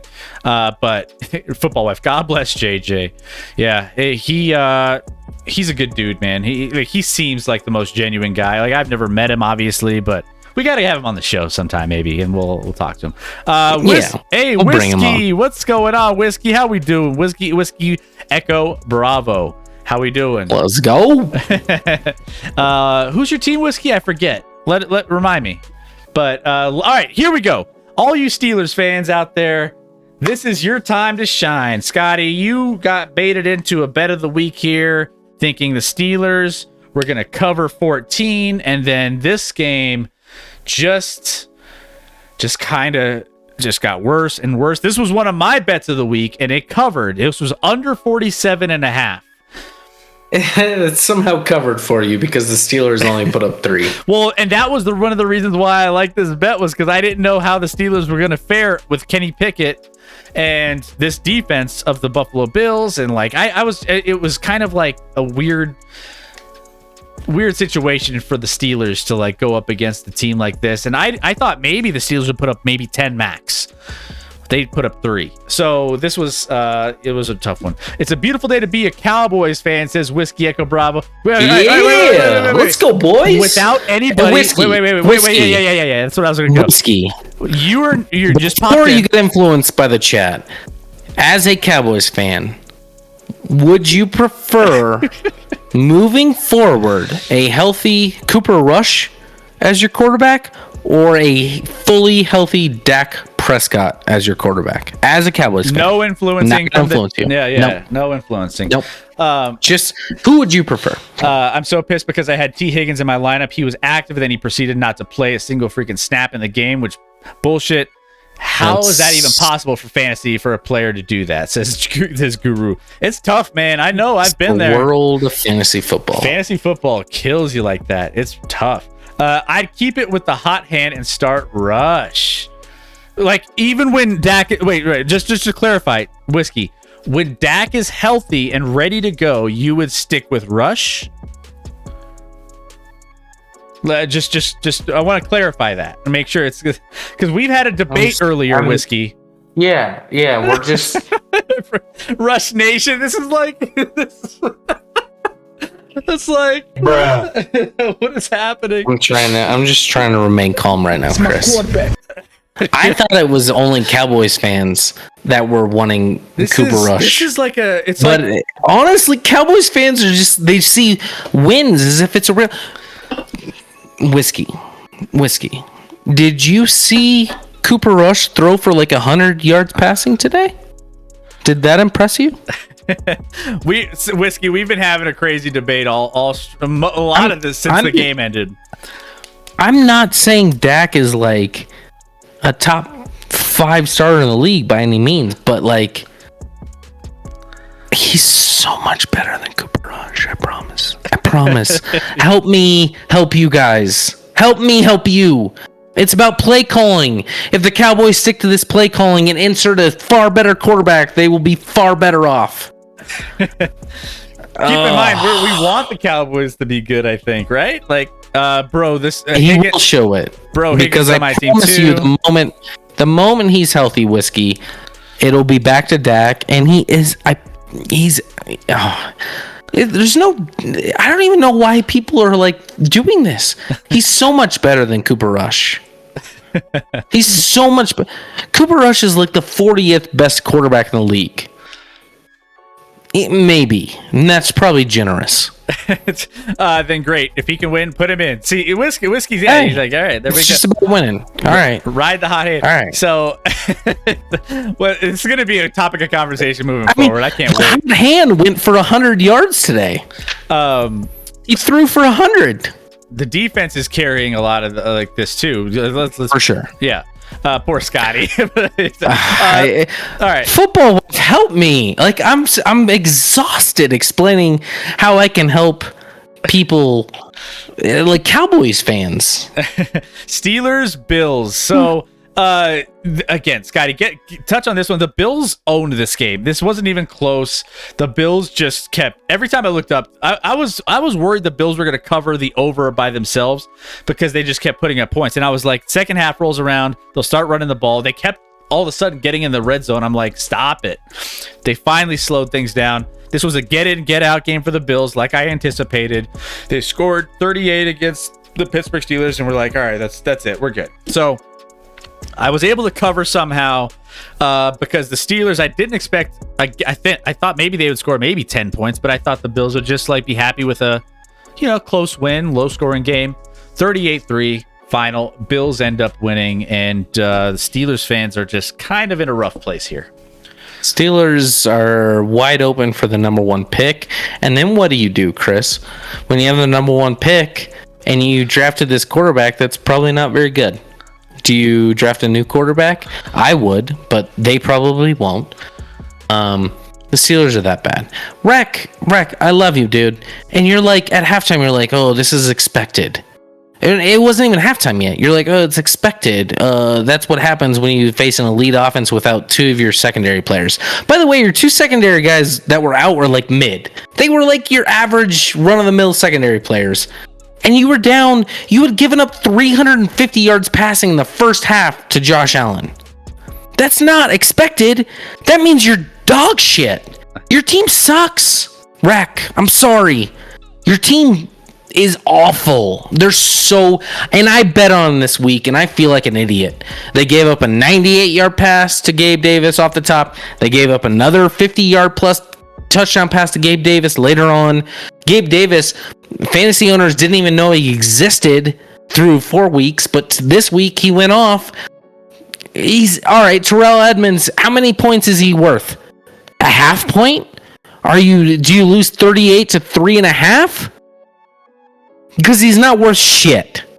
Your team, I'm sorry, Rec. I love you. I appreciate you. This is with all due respect. And with all due respect, your team is dog shit. The Steelers might be the worst team in the league right now. Like, if they played, it's between like the Colts, Broncos, and Panthers, and them. That's it. Right now, I think the Texans are better.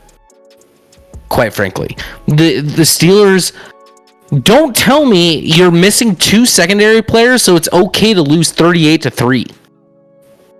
Oh, by the way, the Bills were missing at least 2 secondary players in this game. Okay? So it was kind of an even matchup, and you got obliterated. The Steelers suck. They suck. it was a rough go, man, and it was it's just what I expected. Yeah, it's what would be worse? We'll save the Steelers season. I think you know where I'm going with this, Chairman. Only Cooper Rush would know where you're going with that, Chairman. And there you go. I thought you went to bed. Yeah, no, some of you guys. Yeah, we've been like losing some people off the bed, but Whiskey Bravo. Stay in here, people. Atlanta, get your medicine. We're almost done here, guys, and we'll get you guys off to your Monday night for everyone who has like a week, 3-day weekend. So congratulations to you guys. I am part of that group, so I will take that. Atlanta is sticking with Marcus Mariota. Well, they don't have a choice really, but it's just, yeah. Let's see, but what else here? And Gabe Davis. No, G girl. They lost. The Bills lost. Well, first they don't have their number one cornerback from last year in White, and then you have their safety who's out after it got hurt and is out for season recently. That's like an all-pro safety. So quite frankly, the Bills were without more. Is Gabe Davis fantastic? I saw him put up like 500 yards against the Chiefs in the playoffs. So yes, Gabe Davis is. I'm not saying he's trash or anything like that, but the Steelers ultimately just suck. They're terrible. They're awful. They're garbage. Kenny Pickett was our lone bright spot. Drafting QB round 1 would be dumb, says Rec. Why is Kenny Pickett your bright spot? What has convinced you that Kenny Pickett's the bright spot? I were ish, and I had that he put up 3 points in his first start. I'm confused. Why are we convinced that Kenny Pickett is anything? I mean, keep in mind there was a reach on Kenny Pickett. In that, I'm not saying Kenny Pickett can't be good. Let's be nice. I just don't know why we're convinced he is yet. Chairman says, say something nice about the Steelers. Let's go. The Steelers have a great head coach. They have a fantastic head coach. One of the best in the league. Their defense will be better when TJ Watt gets back. Can I say that? Yeah. Then they'll have the top 3 players on defense in the league, Chris. If you remember. Between Watt, Hightower, and Fitzpatrick.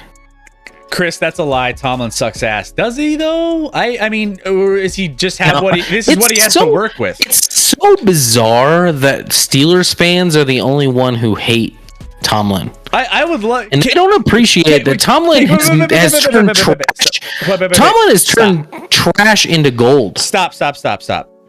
If you're asking a Broncos fan if I would take Tomlin on my team right now, I do it. Like, make that move. Do it right now. Get Tomlin in. Get him here ASAP. I will take Tomlin all day, every day here in Denver. Coaching matters, and he's done it for a long time. He understands the game. I mean, that's Chris. Is there a coach in the league you wouldn't take over yours? I wouldn't take Frank Reich. You'd be wrong. You'd be wrong. You'd be wrong. You'd be wrong. That dude won a division and made a playoff run. Yeah, you're right. No, I would take anybody, but you have the worst coach in the league. Yeah. So yeah, you're right. But reckoning, you don't appreciate what you got. Appreciate what you got is what I'm saying. Let's see. That means nothing. Blah blah blah. And by the way, Rack, you shouldn't love your rookie. That you should love is freaking George Pickens. That dude's a monster. That dude is gonna be incredible as long as you keep his head straight. I worry about his head, but on the field, I loved him going in the draft. He is a monster. He will be awesome. Not Kenny Pickett. Kenny Pickett is so bleh. So Rex says Tomlin is a horrible defensive play calling and scheming. Can't manage a game clock. He's a coward. I don't know if I go all the way. Man, they're so spoiled in Pittsburgh. They're so spoiled. Yeah. I mean, they made the playoffs with a dog shit team last year, Chris. Who did that? That team was garbage last year, and they made the playoffs. Rex, do you think your team was good last year? It was so bad. All right. So, well, we have some fiery opinions tonight. I love it. There's some interesting stuff happening tonight. It's like coming in hot all over. TJ's amazing and he had an impact on that defense, but Tomlin is a defensive-minded coach. Says G Girl. I would take the Taco Bell Chihuahua over hack jobs, says Cuban. People only like Tomlin because he's not losing. He has no losing seasons. Remember that time he won you a Super Bowl? What about that? Dude won a Super Bowl as your head coach. Steelers need a new offensive coordinator, says Yama. Yama, what's up? How we doing? Hope you're doing good. I'll drink to that. Are you a Steelers fan as well? Or are you? I need a lot of drinks, Cuban. Who's your team and where are you from, Yama? Welcome in. Hit that follow button, guys. If you guys are here and you're new to the channel, we'd love to get you in for more sports talk. All the NFL Week 6 is going to be happening this Wednesday coming up. We're going to break down all that along with all of our best bets. We're crushing best bets, by the way, Scotty. We're killing it right now. Yep. All right. You want to talk about a crazy game here, and this is the Seattle Seahawks and the Saints. The Saints. Oh, by the way, actually, no, we got to talk about, did we talk about Najee Harris, by the way? A lot of people have been talking about Najee Harris. Trash. Not a big fan of Najee, Scotty. So Najee needs to be number 2 running back. Warren needs to be number 1 running back. Vegas. Yama's in Vegas. All right, cool. Families from Pittsburgh. Love it. Welcome in, Yama. Appreciate you being here. How do you think the Steelers were 500 all these years? Defense, LOL. So yeah, keep the debate going again in the chat.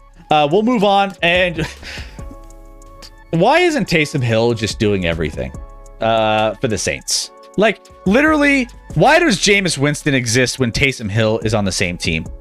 Scotty, what are we doing with the Saints, man? No, I don't even agree with what you just said out loud. It's embarrassing to say out loud. Saints fans are embarrassed. Taysom Hill fucking sucks, man. You have a tight end. And he kind of was in the mix last year, right? With all the crazy carousel that they had at quarterback. Comes in and just absolutely just what is Taysom Hill? Taysom Hill put up like crazy stats today. 3 touchdowns. Taysom Hill did it all. He joins Archie Manning. Hey, welcome in, Yama. Let's go. Thank you for joining us. He joins Archie Manning, 1977 versus the Bears. The only player in Saints history with 3 rushing touchdowns and 1 passing touchdown in a single game. Let's keep in mind, that's not their guy. That's not the guy. And he's doing everything. It's crazy to me. Like, the Saints are just so. He's doing nothing, Chris. This is a nothing burger. This whole game, which I didn't even spell correctly in the visual, the graphic here. So this is a nothing burger. The Seahawks literally gave up 100 points to the Lions last week, and the Lions put up 0 this week, Chris, which is probably what the Saints will put up next week. Saints offense isn't good. Taysom Hill is literally, if you're playing Taysom Hill, you're lost. You have lost your way. I don't give a shit what he did today, Chris, against the Seahawks defense that literally allowed Russell Wilson to throw for almost 400 yards. That's how bad this defense is. Their defense is bad. Let's put it's it like so bad. It's actually worse than Detroit's, maybe. This is probably the worst defense in the league. Real quick in the chat, if you're not a Seahawks fan, name 1 player on the Seahawks defense that's playing right now. Name 1 player. Real quick. Fast. You can't. You can't. Here, I'll just... It's literally nothing after nothing after nothing after nothing. So I give 2 shits. Jordan Brooks was a garbage draft pick that shouldn't have been a first-round pick at linebacker when they took him. It was embarrassing out of Texas Tech at the time. The Seahawks defense is just trash. It's trash. Yeah, it's not great. And the Saints were able to just, this was a back-and-forth game. Geno Smith is putting up just numbers left and right, and it's really, the more Geno Smith succeeds, the more I get sad as a Broncos fan. But it is what it is. But he's better than your guy. But either way, he's not able to get it done against the Saints team because the Saints. He put up 32. That's twice as much as your dude's ever done. Well, true. No, don't blame Geno. Well, the Saints defense is actually a little bit more concerning for me because the fact that this defense was talked about as one of the top defenses coming into this season, they're not looking as good as you would think they would look. giving up 32. Did you see to the Geno. business decision that Honey Badger made today? I did not. That long touchdown to DK Metcalf early on in the game. Go back and look at that play. Honey Badger has an opportunity at like the 5-yard line to try and tackle DK, and he like fakes going in there and doesn't even touch him. Just lets him go. He's like, I'll pass. That's who Honey Badger unfortunately has become. He's in it for the paycheck. He's in it for the money. And I loved him. The year we won the Super Bowl, I thought he was great. I thought he was garbage last year for the Chiefs, and I think he's probably garbage now for the Saints. Frankly. Yeah, but what's up with the Seahawks scoring so many points? Says Whiskey. Geno. Oh, hold on, it's scrolling on me. Where'd he come from? Out of nowhere. Geno's. I don't know. Like Geno's good. He's better. Putting up numbers, Chris. And he had a couple throws that were very accurate, and I was like, man, like that's nice. But yeah, he's somehow putting it together. I think he's still got a little left in the tank. Let's just put it that way. Do I think he's a top? I mean, no one ever thought he had this in the tank. No. This is more in the tank than we ever expected, quite frankly. What does Jamal Adams do this offseason? What else do we have? Hope he doesn't get cut. Metcalf's fumble might have cost me this week, says Swish. Oof. Jamal's hurt all year, so he's in trouble. And the dude kind of sucks in general. And that was the worst trade. Seattle, for how good it's going to look on this Russell trade, looks equally bad almost on the trade for Jamal Adams. Yeah. All right. Here we go. 49ers, Panthers. Here is this game. And we don't need to spend a lot of time here. The Panthers are not great. And the 49ers, I think, are probably in that top 2 to 3 NFC teams. We talked a lot about the teams that kind of follow up the Eagles in the NFC. I still think the 49ers have a very good roster. They have a very talented roster, top to bottom. Even with Trent Williams going down, they're still doing some good things as far as, putting up points, protecting the quarterback. Jimmy Garoppolo has proven that he can win games. I mean, we're not saying Jimmy G is like Jimmy GQ's back, baby, says Cuban. Jimmy G is a serviceable quarterback to win games, right? And I think that the San Francisco 49ers, they're in a good place, man. They're well coached. Kyle Shanahan is going to be right there in the mix with some of those top coaches in the NFC for sure. So not much to talk about here. 49ers are the better team. Panthers are not very good at all. I mean, Baker Mayfield continues to just look absolutely awful. But nonetheless, San Francisco gets the win here, 37-15. I think the Panthers are a bottom 4 team. The Niners, let's keep in mind, to every deficiency that Jimmy G does have, he has in the last 3 years ago, they made the Super Bowl with him as the starting quarterback. And NFC then the next year, he got hurt. A lot of guys on the team got hurt. They were awful. And then the next year, when he was back healthy, they made the NFC Championship game. I know a lot of that was on defense. I understand that was the strength of the team. But he can win you games. And I agree with you, Chris. This roster is pretty solid and can win you a lot of games. I think their defensive coordinator is elite. I think that's where they're going to win games. And then on offense, you're game planning Shanahan to try and get the run game going, get the ball in Debo's hands. I think Ayuk's probably better than most people think at the wide receiver position. I agree. I think the Niners are nice. I think they're not sexy and not entertaining and not fun, but at the end of the day, they'll probably be in the NFC Championship game, Chris, whether we like it or not. Yep. No, I think they're in the. If you were to ask me right now, one of my favorites to be in the NFC Championship, I think the Niners are probably that team. I mean, there's nothing that says otherwise for me. If they were in the AFC, I'd say you're crazy, but in the NFC, yeah, absolutely. Oh yeah, we're not. Yeah, 100%. Y'all are still debating the Mike Tomlin thing in the chat, so keep They are, and I'm on G Girl's side.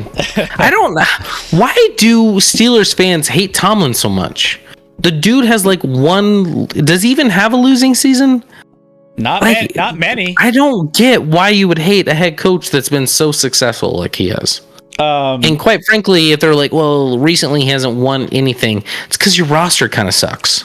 Is that Tomlin's fault or your GM's fault? Yeah, you gotta. Man, there's a lot to unpack with that. Like, there's so much to dive into, and that's why there's so much going on in the chat right now, I think. But all right. I'm breaking records on Code Yellows tonight. I'm gonna take my last one while you dive into. I haven't even taken one. Chris. I know, this is crazy. You usually take like 2 or 3, and I don't take one. I actually I peed twice in my seat. So you have what I'm doing now. So I'm devoted to the cause while Chris just continues to take a break. Code Yellow. I'm just like losing it. All right. We're not even gonna pay him for tonight's stream, guys. Not that either of us are paid anyway, but you know what I mean. Spam Code Yellow again. Chris is peeing again. Unbelievable. We can, as we are about to dive in, and he left me with Titans Commanders, as if I'm supposed to like have the greatest stream ever while he's gone, talking about this shit game. What do I say about the Titans Commanders? The Commanders, in typical Wentz fashion, had a chance at the end of the game. They had 1st and goal at like the 3, and what did Wentz do? He threw a pick. He did Wentz things. Wentz did Wentz things. He threw a pick.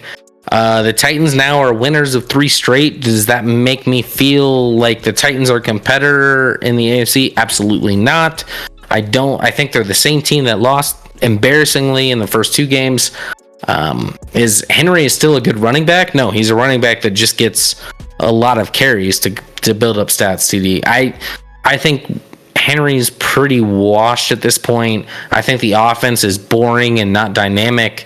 They put up 21 against a bad defense in Washington and could have easily lost this game against a bad Washington team. So I wouldn't be psyched if I'm a Titans fan. If you're a Commanders fan, you should probably be happy that you lost this game. Let's get a higher pick. Let's move on from Carson Wentz. Let's get a quarterback in the draft. It's pretty easy, pretty cut and dry talking about this one.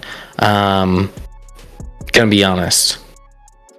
Rack, please, someone tell me what trait Tomlin has that makes him good. So your next sentence is record means nothing. I don't know how you can say out loud that the record that your head coach provides for your team means nothing. Doesn't that mean everything? If wins and losses as a head coach doesn't mean anything, what are we doing? Why even coach a team? Doesn't matter. Let me coach. I promise we'll lose every week. But it doesn't matter, apparently. I don't understand that, Rec. You literally putting in a sentence there that says record means nothing is literally one of the wildest takes I've ever seen. And I understand there's more than that, but win-loss as a coach means a damn lot, especially when he's been there for like 20 years and never had a losing record. That dude can't be an awful coach when he's never lost more games than he's won in a season. Until this season, because your team sucks. Real bad. Did we blaze through the Titans Commanders to go back to the top? Yeah, I did. I talked about this one. I basically said, what did I say? I mean, if you're a Commanders fan, I don't know if you saw this, Chris. They had 1st and goal late in the game with a chance to win. They didn't get in, and in fact, on 3rd and goal, I think Wentz threw a pick that sealed the game. And I said that was a good thing for the Commanders. At this point, you should just probably lose games and move on from Wentz and get a new quarterback in the draft you can. If you're Titans fans, you shouldn't be excited. This is the same team that started 0-2. This is not a team that I feel like is a factor in the AFC. Yeah, Titans we kind of questioned them last season when they were like looking good in the regular season, much less now when they kind of look average in the regular season, and there's not much change with this. So yeah, I think that this game was non-eventful. 21-17 doesn't really scream anything for me outside of these teams are I mean, not anything super exciting to I mean, Commanders for sure. Titans might be in the mix towards the end of the season. We'll see how it ends up planning out, but yeah, we'll get there. So that brings us to the end here. We went extra because we got off. I mean, between Cooper Rush and Mike Tomlin, tonight has been kind of we're off and running with a lot of these. Yeah, Rec keeps asking, what's a trait that Tomlin has? And I would say the greatest trait outside of him winning a Super Bowl and having a winning or 500 record every season is, how about the fact that he kept... I'm currently reading a book about the life of Henry Ford. It's an autobiography. Thanks, P3P. Throwing in some humor there. We got some intense stuff going on, so we got to kind of mix it up a little bit. Also, he said, why did the Cyborg have to rest after a long road trip? Because he had a hard drive. There you go. Rick, how about the fact that no one knew that Antonio Brown was out of his damn mind until he left Pittsburgh fully? Like, there was glimpses at the end. I'm sorry. He's a leader. Tomlin is a leader of men. I'm not sure he's a great X's and O's guys and in the game adjustment guy or anything like that, but he is a great leader. And he will allow those guys to believe in him and what he is doing. And that is what Tomlin is great at. And you cannot debate that. You call that a trait or not, but he is a great leader of men. Is he a great X and O's guys? I don't know. But he covered up the insanity that is Antonio Brown for a long time, Chris. I already know what will happen. That's epic. P3P. Thank you for the biddies. Who wins tomorrow, Raiders or Chiefs? I'm a diehard Raiders fan, but I already know what will happen. So, yeah, I mean, you kind of answered it, right? Like, I mean, I'm a Chiefs fan, so Scotty will say Chiefs. I have Chiefs as one of my best bets of the week, so I'm thinking Chiefs as well. I have Chiefs -7. You have Chiefs tomorrow -1. I just need them teaser to win, basically. So, I got the teaser live. Tampa's already covered for me. I just need KC -1. But here we go with this. Our best bet, Scotty. We're not doing too bad. You hit your 2-1 going into tomorrow, so you could have a 3-1 week because Tampa Bay crushed, and then you just need Kansas City to win. So that could be a 3-1 week. I'm going on a, hopefully if Chiefs win big, a 3-0-1 week, which would put me at 13-6-1. 13-6-1, which I'll take. Early on in the season, I'm not doing too bad here either. We got some nice stats going on. Maybe we should be more on the betting side, Scotty. We're giving out winners left and right. I mean, people are following these, right? I mean, I would assume they are. I would hope so. So, and I feel so dumb taking Pittsburgh. So dumb. Well, you know, a lot of regret there. I mean, hindsight's 20/20, right? You know, it always makes sense when you after the fact. But we are going to be doing another round of best bets coming Wednesday. We're going to make sure we try to keep this streak going of good picks here. Also, we will be breaking down all of week 6 coming up here next Wednesday.